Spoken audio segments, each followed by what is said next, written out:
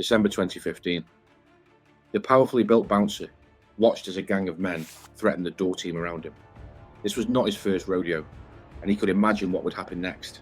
He smiled to himself and faced the aggressive young man approaching the door. A lightning left hook dropped the plastic hard man in his tracks. Screams pierced the air as the previously giggling girls egging their men on were now facing the reality of their men being humiliated. The downed man's friend attacked one of the other doormen, who exchanged punches with him before the veteran bouncer knocked him out too. Soviet Union, 1986. A 19-year-old Andrei left his home city of Novopolok in Belarus and landed in the icy reaches of Siberia to fulfill his conscription on the orders of the Soviet army. As a young man entering the harsh regime of a Soviet Union army training camp, there was a great deal of apprehension, and his worst thoughts would come to realization. As he hit his barracks, he was met with unexplained brutality. He was attacked soon after landing by multiple men and was immediately fighting for survival and respect as he took on 2, 3, even 4 men at a time. It is not clear why they were attacking him. It could be that it was some sort of initiation, or they were ordered to, but it was a reality shock to the kind of environment he would find himself in for the next 3 years of his life. Andrei did not enjoy his period in the military, but it taught him valuable tools, especially when it came to physical ability. Gymnastics, weight training, combat sports, all types of physical endurance were mastered along with the deadly arts of warfare. His beloved father was high up in the oil business, and part of his remit was to fly to England on business. In 1967, Andrei was born on one of these trips, in none other than the northern city of Bolton, Greater Manchester. This is the birthplace of salt-of-the-earth comedians like Paddy and Peter Kay, who starred as bouncers themselves in the hilarious Phoenix Nights. Andrei has a sense of humour and fun about him, akin to Kay and Paddy, in his own Russian way, but his assignments would be much more perilous than the pub in the hit comedy series. He and his Belarusian friends provided muscle for celebrities, bands, and influential businessmen during a turbulent and dangerous period when future oligarchs made their billions stripping down national business assets. In 1994, he was to leave his home country and fly to London and a new life. A big Scarface man, blind in one eye, popped the boot of his car and began explaining the dangers that potentially lay ahead for his new Eastern European door team in his calm Irish accent. A double-barreled 12-gauge sat inside the boot and several heavy wooden baseball bats. The man with facial scars was Michael Kelly, an Essex security boss who had just come back from a sabbatical, recovering from a terrible eye injury inflicted in an all-out bar fight that occurred not long after another incident saw him slashed whilst battering the head of a notorious Brixton gang. And it was a vicious, vicious fight. Absolutely vicious fight. 3 or 4 got stabbed. One of them got hit with a hammer. One of the doormen got hold of a hammer and hit one of them and put him into a coma. As he addressed the new door team, he noticed a smile creep up on the face of one short but powerfully built man named Andrei, who seemed excited at the thought of potentially going to war. The other Eastern Europeans with him seemed nonplussed at the contents in the boot, and the Irish security boss was pleased with the calibre of the men in front of him. One of the local doormen looked horrified, and some minutes later, he was unexpectedly called away for an emergency and never showed up to work again, not even to collect his wages. The problem Kelly had was with a villain from East London, who was friends with the infamous Bill the Bomb, one of London's hardest men, and had quite a reputation in the underworld, who believed he ran the Berwick as it was on his plot. As described in episode 1, Michael Kelly was not one to back down from anyone and had wanted to beef his door team up, so had brought on Andrei and some of his friends to add extra muscle. Andrei had been working for another big firm on doors in Essex and London, including Reflections in Stratford, where a man was killed, and he was keen to move away from his current boss. A few days earlier at the Berwick, Kelly had slapped up the brother of the villain, who was trying to throw his weight around, and he was preparing for a revenge. I was looking for doorman for the Berwick.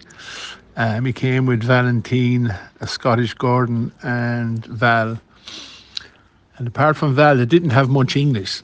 So immediately I had problems with a gangster from Cranham.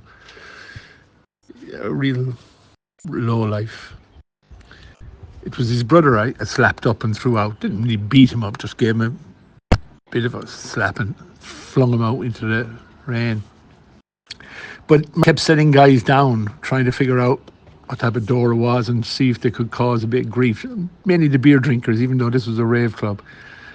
And Andre and Val and Valentine particularly, they'd battered them.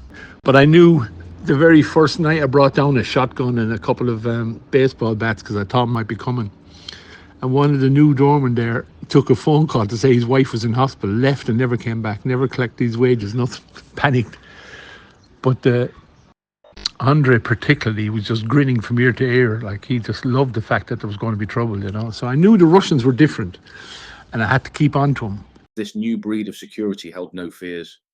They had been in far more deadly situations in their homelands, and Russian Andre was especially uncompromising and more than willing to knock them out and leave them twitching on the floor, which he did on hundreds of occasions during his door days. Kelly was also running other doors, including one that was so rowdy that they requested 2 doormen to work from the moment they opened to the moment they closed. This episode, explained by Michael next, was the second indication to him that this new lad working for him from Russia was the real deal. The Lord Denman at a pub, a real troublesome pub. It was so troublesome they wanted doormen there from 10 o'clock in the morning when it opened till 11 o'clock at night. I made a fortune out of the place. I only wanted 2 doormen, so I put Valentine and Andre over there. Oh my God. And because of the bad English, I think they started taking the piss out of them, the locals, and annoying them and everything else. So it kicked off one night when they went to put someone out, and they all kicked up. And I got a phone call to get over from the manageress that the place was wrecked and the police were here and Andre and Val had been arrested. So when I got there, this is like at 1 o'clock on a Sunday afternoon, I drove over and the whole high street was all blocked off by the police, so I had to park up and walk down. And when I walked down, some of the punters spotted me and said, "Oh, he's one of them." So the police ran and grabbed me, and I'm going, "Hey, take it easy, what's going on?" And they explained what was going on and who was I, and I said, "Look, I'm their boss." And I was watching television, so I wasn't even here. So they said, "Look, they've been arrested for beating up." I said, "How many?" They beat up about 6 or 7 guys, like. And I said, "How many were in the fight?" "The whole pub." I said, "Well, good luck with trying to get a case on that one." So they kept him most of the day. I got a solicitor over to him and they let him out. They demolished the pub. They literally just started knocking guys all over the place. It was unreal. Back at the Berwick, Kelly had brought in his Club UN team to reinforce it. A call was to come in from a top-tier crime boss in North London with Irish heritage to broker a deal, but he once again refused to stand down. The door was his, and he wasn't letting the gangster and his firm in. Stubbornness and ego all played into the decision. He just could not live with backing down from a situation and allowing another person to intimidate him. It was not in his DNA. His approach seemed to work on this occasion, and despite the call from the big crime lord, the gang backed off, and the force of his Eastern European and Essex door lads won the day. In the explosive next episode, post the Essex boy slaughter, Russian Andre's reputation takes off to mythical heights as Michael Kelly wins a big door contract in Basildon and is tasked with cleaning the pubs and clubs of the thugs, hardmen and dealers. I was coming to work one night down in Basildon. It was about, 9, 10 o'clock at night. I was in the car and I got a phone call from Polish Michael, who was working with Andre in the Moon in the Square in Basildon. And right outside it, there was the market stall was setting up. So it must have been a Saturday, I'd say, or a Friday night, setting up for a Saturday. And he just said there was a fight here, Mick, and the windows are broken. So I was raging. I came down. Being a Wetherspoon pub, they used to have all glass windows, huge, big panes, 10-foot panes. And the guys were knocked back and they shut the doors on them. And they went to the market stall and dismantled the bars off the market stall and fired them through the windows. So when I got there, the place just looked wrecked, and Andre was there and he couldn't speak great English, and Polish Michael had a bit better English. And I said, like, what's going on? And I was fuming. The manager was there and explaining, and I said to Michael, explain. And he said he wouldn't let us go out. And I went, so I lost the plot. I started screaming at the two of them that they work for me, not him. You don't listen to a manager, you listen to me.